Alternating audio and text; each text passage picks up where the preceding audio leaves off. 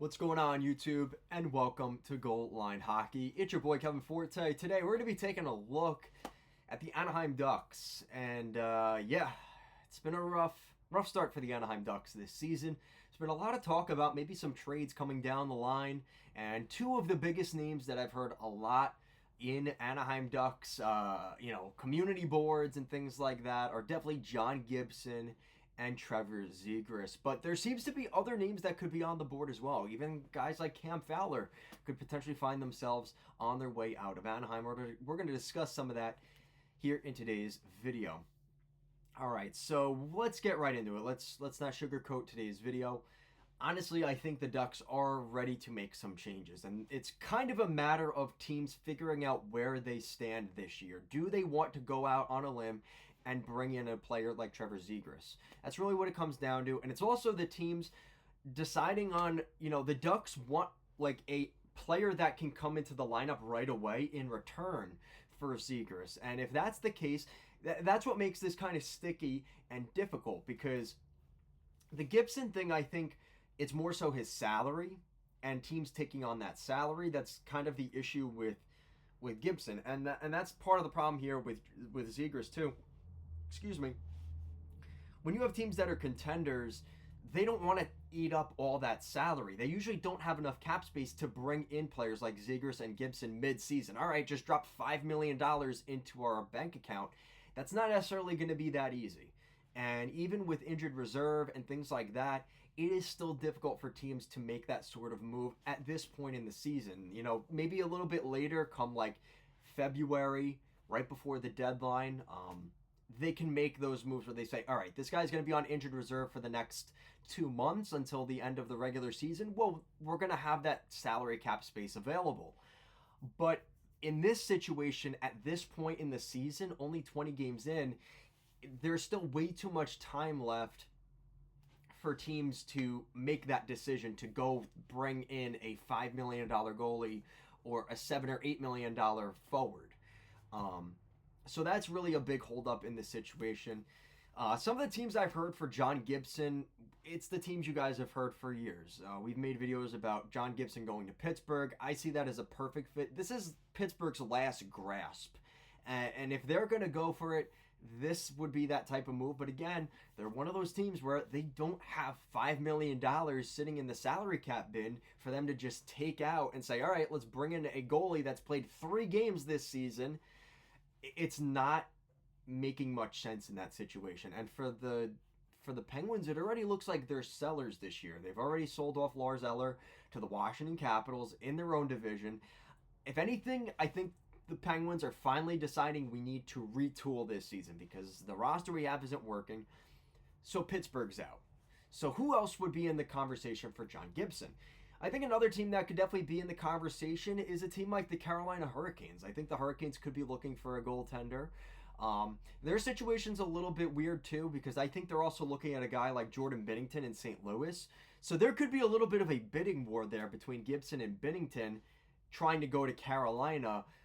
Who's going to give the better offer to the Hurricanes? The Hurricanes have a little bit of leverage in that situation. But that's another team I would look at for John Gibson as well. Kind of more on the Zegras side of things, the team I've been hearing a lot about, buzzed off basically every couple days, is the Boston Bruins. And the Bruins situation is, again, this is what we were talking about earlier in the video. When you're trying to sell a big player at a team that's trying to make the playoffs, they want to add players and subtract draft picks or prospects. Well, the Ducks don't really want that. They want a player in return, and the player in return that Boston seems to be asking for is someone on the caliber of a Brandon Carlo.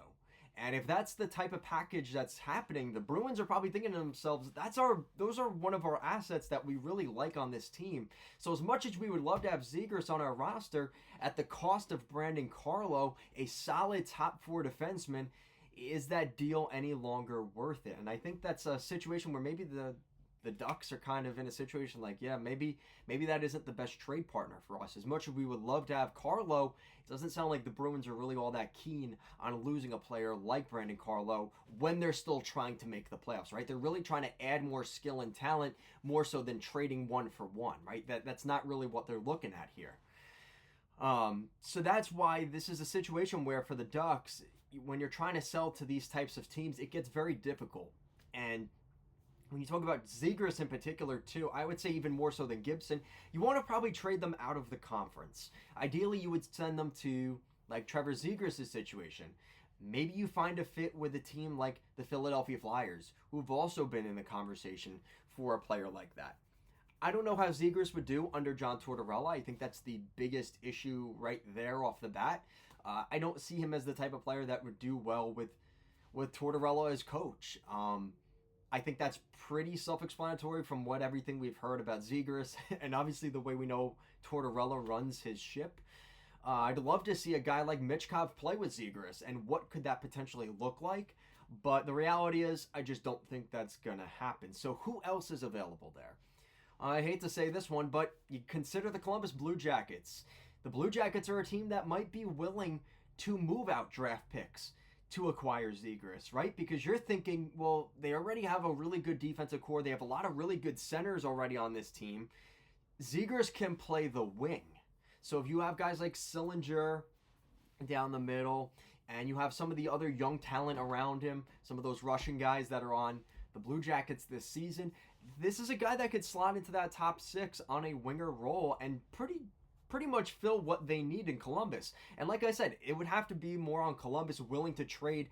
Are they willing to trade a first round pick this year? Probably not, because right now they find themselves at the bottom of the Metropolitan Division, probably not getting that draft pick for a guy like Zegras. And if you are, obviously Columbus feels really confident that Zegras wants to be in Columbus, and that's something that they also have to consider in this type of deal. They've gotten burned in a couple of those deals before, right? The Patrick Laine trade and things like that have come back to bite them in the past. So they really got to be careful with that kind of move, but it is possible. And that's pretty much where I lie in terms of Eastern Conference teams that could legitimately make a run at Zegras. And then the last guy I want to talk about today is Cam Fowler. Cam Fowler's name has been brought up as well. It's obviously an unfortunate situation. He got hurt last week. So now Cam Fowler's out of the lineup. And the same situation with Fowler is the money he's making going to a contending team, that salary cap, Anaheim has to be willing to eat some of that money. And that's going to be a situation where the Ducks don't want to eat the money on those contracts, but they're probably going to have to if they are really dead set on moving them and getting assets in return. So at the end of the day, I think the Ducks are going to be okay. They're going to make some moves here. It's a matter of who goes out. I think we kind of know who. It's also a matter of who's willing to pay up and who's willing to sell the assets that the Ducks want in return to get something done. So that's going to do it for today's video, guys. Thank you so much for watching, and I will see you again next time. Peace out, guys.